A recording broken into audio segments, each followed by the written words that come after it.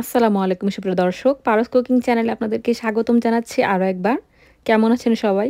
আশা করছি আল্লাহ পাকের রহমতে ভালো আছেন। আলহামদুলিল্লাহ আমরাও ভালো আছি। বরাবরের মতো হাজির হলাম নতুন আরও একটি রেসিপি নিয়ে।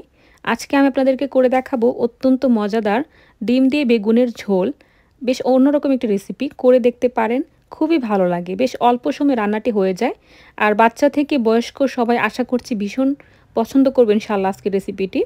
এই রেসিপিটি করার জন্য আমি বেগুন নিয়েছি প্রায় ৪ পিসের মতো। আমি লম্বা করে চচ্চড়ির মতো করে কেটে নিয়েছি।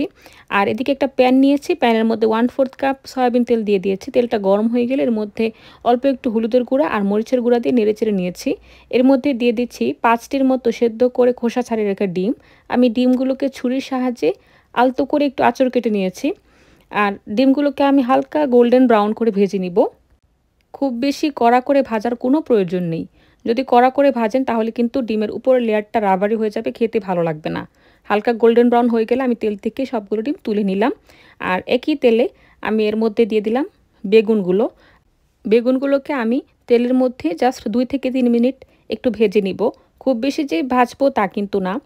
এভাবে ভেজে নিলে যেটা হয়, বেগুনের একটা র ফ্লেভার আছে, একটা কাঁচা স্মেল আছে, সেটা কিন্তু রান্নায় সরাসরি চলে যায় যদি একটু ভেজে না নেন। অবশ্যই এভাবে একটু ভেজে নেবেন, তাহলে রান্নাটা খেতে ভালো লাগবে। আর হালকা একটু ভাজা হয়ে গেলেই আমি তেল থেকে বেগুনগুলোকে এভাবে আস্তে আস্তে তুলে নিচ্ছি। আর যে তেলটা বাকি আছে সেটাতে আমি একটি মিডিয়াম সাইজের পেঁয়াজ কুচি দিয়ে দিলাম। পেঁয়াজটাকে নেড়েচেড়ে ব্রাউন করে ভেজে নিচ্ছি। ব্রাউন হয়ে যাওয়ার আগ পর্যন্ত অপেক্ষা করছি। খেয়াল করে দেখুন তেলটা কিন্তু ব্রাউন হয়ে গেছে।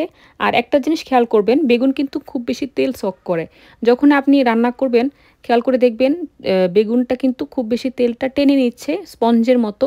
আর যখন আপনি রান্না কমপ্লিট করেন তখন বেগুন থেকে তেলটা কিন্তু আবার ঝরে চলে আসে। তাই অবশ্যই এটা মাথায় রেখে রান্নাটা করবেন।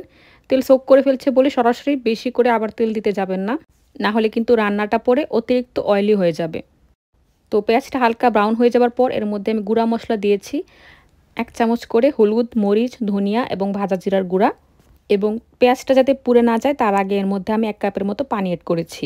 এবার সমস্ত মশলা খুব ভালো করে কষিয়ে নিয়েছি যাতে করে মশলার কাঁচা গন্ধ চলে যায়। মশলার কাঁচা গন্ধ যদি না যায় সেক্ষেত্রে রান্নাটা কিন্তু মোটেই খেতে ভালো লাগবে না। মশলা পুরোপুরি কষানো হয়ে গেলে এর মধ্যে আমি ঝোলটা দিয়ে দিচ্ছি আগে। এখানে আমি দিয়ে দিলাম টোটাল 5 কাপের মতো পানি। আমি চায়ের কাপের কথা বলছি, মেজারমেন্ট কাপ না। কারণ সবার বাসায় মেজারমেন্ট কাপ থাকে না, সেক্ষেত্রে অনেকেই মাপ বুঝে না। আর এখানে আমি ভেজে তুলে রাখা বেগুনগুলোকে দিয়ে দিলাম, নেড়েচেড়ে নিচ্ছি। এর মধ্যে আমি ভেজে তুলে রাখা ডিমগুলো দিয়ে দিচ্ছি। যেহেতু বেগুন সফট জিনিস, খুব বেশি সময় নিয়ে রান্না করব না। আর এখানে আমি লবণটা দিয়ে দিচ্ছি। এখানে 1 চামচের মতো